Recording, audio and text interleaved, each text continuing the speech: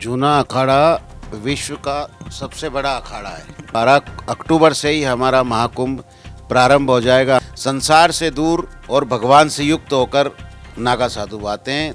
1982 में ऐसा अवसर आया कि जो कुंभ मेले का आयोजन 1983 में होना था और वो 83 में न होकर के 82 में किया गया। संभवतः दुनिया का सबसे बड़ा 4000 हेक्टेयर का टेंट सिटी उत्तर प्रदेश में बनाया जा रहा है, जहां दुनिया का सबसे बड़ा जनसमूह प्रयागराज महाकुंभ 2025 में अनुमानित 400 मिलियन तीर्थयात्रियों की मेजबानी की जाएगी। जी हां, ये अपने आप में बहुत बड़ी बात है। जनवरी-फरवरी 2025 में महाकुंभ के पावन 45 दिनों के दौरान 400 मिलियन लोगों का एकत्रीकरण, जो अमेरिका और ब्रिटेन की संयुक्त जनसंख्या के बराबर होगा। उत्तर प्रदेश की वर्तमान जनसंख्या जो कि 250 मिलियन है, उसका 1.6 गुना होगा। अब बात महाकुंभ की हो रही है तो जूना अखाड़े की बात तो होगी। श्री पंचदशनाम जूना अखाड़ा नागा सन्यासियों के लिए सबसे अधिक जाना जाता है। इनकी संख्या ज़्यादा है। इसमें शाही स्नान का विशेष महत्व है। इसमें जो महाकुंभ का मेला होता है उसमें शाही स्नान का विशेष महत्व होता है और जूना अखाड़े के जो संत हैं उसमें शामिल होते हैं। कहा जाता है कि संवत 1202 में इस अखाड़े की स्थापना हुई थी। हमारे साथ जूना अखाड़े से जुड़े तमाम लोग यहाँ मौजूद हैं। महाकुंभ है 2025 का, जनवरी से लेकर फरवरी तक ये महाकुंभ चलना है, 45 दिनों का होता है। इसकी शुरुआत शाही स्नान से होगी। तो हम शुरुआत करते हैं जो जूना अखाड़े की तरफ से महाकुंभ के प्रभारी भी हैं।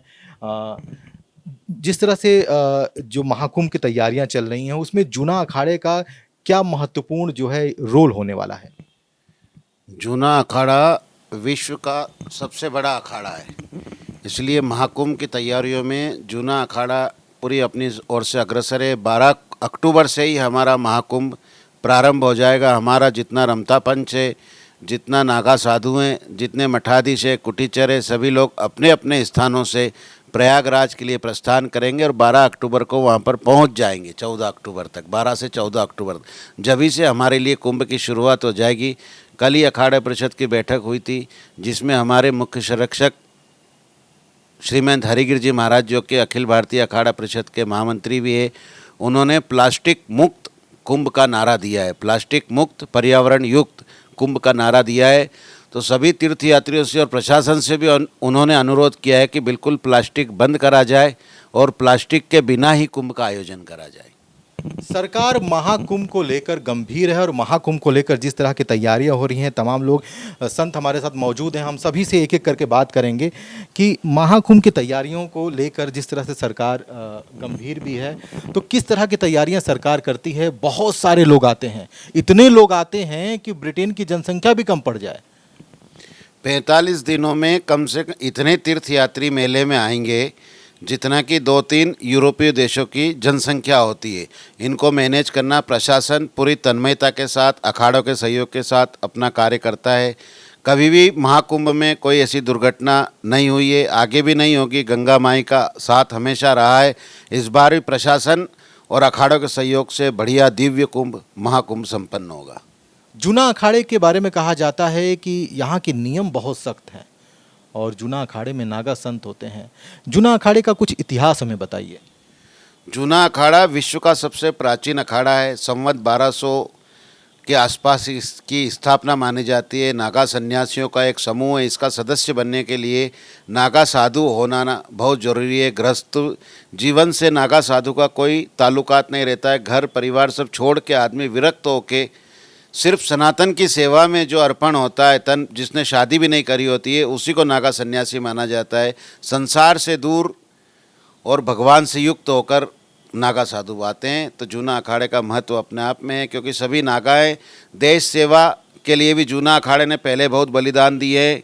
मुगलों से लड़ाई में जूना अखाड़े का इतिहास है। विदेशी आक्रांताओं से लड़ने में जूना अखाड़े का इतिहास है और हमेशा राष्ट्र और धर्म के साथ जूना अखाड़ा खड़ा रहा है।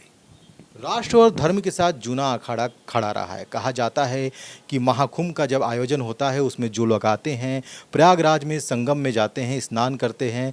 संगम का भी अपने आप में एक इतिहास है। संगम का जो इतिहास है, जिसको समुद्र मंथन से जोड़कर देखा जाता है, किस तरह का इतिहास है? संगम 3 नदियों का समूह है जो संगम है। गंगा, जमुना, सरस्वती। ये अद्भुत अलौकिक है। जो कि समुद्र मंथन के बाद ही आया है। तो इसलिए इसका वर्णन शब्दों में किया ही नहीं जा सकता है। तो तीर्थादि राज है प्रयागराज। भारद्वाज ऋषि और भृगु ऋषि और अनेक ऋषियों ने इसकी स्थापना की और संगम तीर्थ का कोई महत्व शब्दों में बयान ही नहीं करा जा सकता है। जब महाकुंभ का मेला लगता है तो वहाँ की दुनिया ही अलग होती है, अलौकिक होती है, अद्भुत होती है। जब वहाँ जाते हैं तो लोग दुनिया की मोह माया से दूर हो जाते हैं और ईश्वर की ओर ध्यान देते हैं, ईश्वर की प्राप्ति में लग जाते हैं। जब महाकुंभ की शुरुआत होती है तो शाही स्नान होता है। शाही स्नान कब कब होता है और इसका महत्व क्या है? शाही स्नान 3 हैं, जो 14 जनवरी को है, उसके बाद 3 फरवरी को आखिरी स्नान है। शाही स्नान में जब अमृत ज्योतिषी गणना के अनुसार जब नदियों में अमृत की वर्षा होगी उसी समय में शाही स्नान करा जाता है, इसलिए वो अमृत योग माना जाता है। इसलिए उसका कोई महिमा का वर्णन क्या किया जा सकता है, वो तो जो नहाया होगा वही बता सकता है। इसलिए शाही स्नान तो शाही स्नान है। कुछ खास बातें महाकुंभ को लेकर अब हम और भी करेंगे और जानने की कोशिश करेंगे कि महाकुंभ में जो किस तरह की जो है व्यवस्थाएं होती हैं। अखाड़ों का अहम रोल होता है महाकुंभ के अंदर और महाकुंभ के जो अखाड़ों का जो अहम रोल होता है उसमें सबसे महत्वपूर्ण अखाड़ा जिसकी चर्चा हमेशा की जाती है उस अखाड़े का नाम है जूना अखाड़ा। सबसे पहले मैं चाहूँगा आप अपना परिचय दे दें। जी, मेरा नाम ओम भारती है और गुरु महाराज श्रीमंत हरिगिरी जी महाराज जूना अखाड़ा मुख्य संरक्षक महोदय और अखिल भारतीय अखाड़ा परिषद के महामंत्री और गुरुदेव मेरे श्रीमंत मोहन भारती जी महाराज जो जूना अखाड़ा के अंतर्राष्ट्रीय सचिव महोदय है और उन्होंने जो मेरे को जिम्मेदारी दी है उसके प्रति मैं खरा उतरूँगा और मैं पूरा समर्पण हूँ उनके प्रति। इसलिए जो है लोग महाकुंभ में आते हैं और महाकुंभ में प्रयागराज में संगम में स्नान करते हैं। स्नान बहुत महत्वपूर्ण होता है, लोगों की आस्था जुड़ी हुई है प्रयागराज से, लोगों की आस्था जुड़ी हुई संगम से। कहा जाता है कि जब समुद्र मंथन हो रहा था तो समुद्र मंथन के दौरान जब अमृत निकला तो अमृत को लेकर जब एक देवता जा रहे थे तो उस अमृत के कुछ बूंदें जो हैं वो संगम में गिरी थीं और शायद इसीलिए उसका महत्व और भी बढ़ जाता है। महाकुंभ के प्रति लोगों का बहुत आकर्षण है, दुनिया भर से लोग आते हैं वहाँ पर, करोड़ों की संख्या में लोग आते हैं, तमाम व्यवस्थाएं की जाती हैं। प्रमुख रूप से वो आकर्षण क्या है जो लोगों को अपनी ओर खींचता है? ओम सर्वे भवन्तु सुखिनः सर्वे सन्तु निरामया सर्वे भद्राणि पश्यन्ति माँ कश्चित् दुख भाग भवेत्। हमारे यहाँ पूरे भारतवर्ष में 4 जगह कुंभ मेले आयोजित किए जाते हैं। पूर्व काल में जब पहले साधारण लोगों के बीच में आसुरी शक्तियों का उदय हुआ तो उस समय इतना व्यवहार गलत होने लगा तो उसमें देवताओं और राक्षसों के बीच में भयानक युद्ध हुआ। उसके पश्चात ये फैसला हुआ सारे पृथ्वी में जितना जल है, जल में सबसे बड़ा पर्वत सुमेरगिरी पर्वत और उसमें उसको मथानी के रूप में बनाया गया और बासुकी नाग, सबसे बड़ा नाग बासुकी नाग है जो ये धरती कायम है। ये ऐसा कहा जाता है कि भगवान शेष नाग के फन के ऊपर धरती का वास है और ये धरती कई बार पाताल में भी गई है। उसको फिर राजा बलि भी मतलब उसको बराह रूप में उसको ऊपर लेके आए। आज बराह भगवान की भी पूजा होती है। तत्पश्चात क्या हुआ कि जो बासुकी नाग को मथानी के रूप में प्रयोग किया गया उसमें जो मुख का भाग है वो देवताओं ने उनमें फैसला हुआ कौन मुख का भाग पकड़ेगा कौन पूंछ का टेल का। तो जो पृष्ठ भाग अंतिम छोर था उसको देवताओं ने पकड़ा और मुख का भाग दूसरे संप्रदाय वालों ने असुरों ने पकड़ा। उसका मथा गया, उसमें से 14 रत्न, उसमें से एक घड़ा निकला, उसको अमृत कलश कहते हैं और उसी से जो बूंदें गिरी उसमें से अमृत के साथ साथ 14 रत्न निकले और उसमें उड़ने वाला हाथी, ऐरावत हाथी, उड़ने वाला घोड़ा, 14 रत्नों में श्री मणिरंभा बारुणी अमी शंख गजराज, कल्प द्रुम धन धेनु धन, विष और अमृत। जब अमृत निकला तो अमृत के लिए देवताओं में वो लड़ाई होने लगी। अब उसको उसी छीना झपटी में उसकी कुछ बूंदें 4 जगह गिरी। वो त्र्यंबकेश्वर, नासिक, महाराष्ट्र में, अभी इस समय जो प्रांतों की संरचना हुई भारत में आज़ादी के बाद, उसमें महाराष्ट्र प्रांत में त्र्यंबकेश्वर भगवान शिव का ज्योतिर्लिंग है। वहाँ भी कुंभ मेला लगता है, वहाँ भी कुछ बूंदें पड़ी थी। उज्जैन, महाकालेश्वर, मध्य प्रदेश, भारत का जो भूभाग जहाँ से विषुवत रेखा निकलती है और सूर्य की किरणें सीधी पड़ती हैं, वो मालवा प्रांत में उज्जैन महाराजा विक्रमादित्य की राजधानी रही। और आज जो हमारे सारे प्रोग्राम होते हैं विक्रमी संवत, उन्हीं के द्वारा स्थापित बहुत बड़ी गणना और वहाँ वेधशाला उन्होंने जो स्थापित करी वो आज भी कायम है। और महाराज हमारे सचिव महोदय जो इस समय मेला के प्रभारी भी हैं, इनका शिष्य वहाँ विराजमान रहते हैं। वहाँ पर बहुत योग्य प्रकांड विद्वान हैं, उस वेधशाला के साथ में ही रहते हैं। और जो द्वितीय बताया उज्जैन, उसके बाद में उत्तराखंड में हरिद्वार भी, वहाँ भी कुछ बूंदें गिरी, कुछ प्रयाग में गिरी। तो इस तरह से 4 जगह जहाँ जहाँ बूंदें गिरी, कालांतर में 12 साल में वहाँ कुंभ का मेले का आयोजन होता है। लेकिन प्रयाग एक ऐसी जगह है, उज्जैन में, त्र्यंबकेश्वर में और हरिद्वार में जो आयोजन होते हैं उनको सिंहस्थ मेला कहा जाता है। वो 12 साल में होते हैं, वो भी पूर्ण कुंभ मेला होते हैं। लेकिन जब प्रयाग में कुंभ लगता है तो उसमें अभी जो वर्तमान में 24-25 में जो महाकुंभ मेले का आयोजन है, ये पूर्ण महाकुंभ मेला है। इससे पहले 19 में हुआ था, वो अर्ध कुंभ मेला था। तो जितने भी कुंभ मेले लगते हैं उनमें आपस में हर जगह 12 साल में लगता है, लेकिन कुंभ से कुंभ के बीच में जो फासला होता है लगभग 2.5 से 3 साल का होता है। 1982 में ऐसा अवसर आया कि जो कुंभ मेले का आयोजन 1983 में होना था और वो 83 में ना होकर के 82 में किया गया। क्यों किया गया? वो इसलिए किया गया कि जिन नक्षत्रों में कुंभ का मेले का आयोजन प्रयाग में होता है वो एक भी नहीं थे 83 में, और 82 में समस्त थे।